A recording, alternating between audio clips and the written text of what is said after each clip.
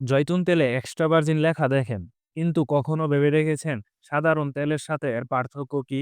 কেন এর দাম বেশি? আজকের ভিডিওতে আমরা সহজ ভাষায় বলবো আসলে এর কি পার্থক্য। গাছ থেকে জৈতুন ফল পাড়ার পর কোনো তাপ বা রাসায়নিক ছাড়াই প্রথমবার পিষে যে তেল বের করা হয় সেটাই এক্সট্রা ভার্জিন জৈতুন তেল। এতে কোনো অ্যাসিড বা কেমিক্যাল মেশানো থাকে না। এটি একদম ফলের রসের মতো প্রাকৃতিক।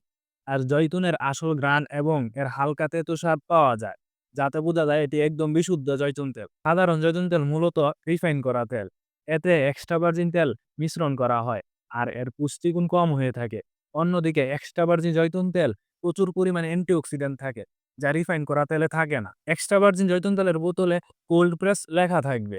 আর সহজ ভাষায় বললে এক্সট্রা ভার্জিন জৈতুন তেল হচ্ছে প্রকৃতির বিশুদ্ধ উপহার। তাই সুস্থ থাকতে চাইলে বিশুদ্ধ জৈতুন তেল বেছে নিন। আর আমাদের কাছেই পাচ্ছেন বিশুদ্ধ এক্সট্রা ভার্জিন জৈতুন তেল।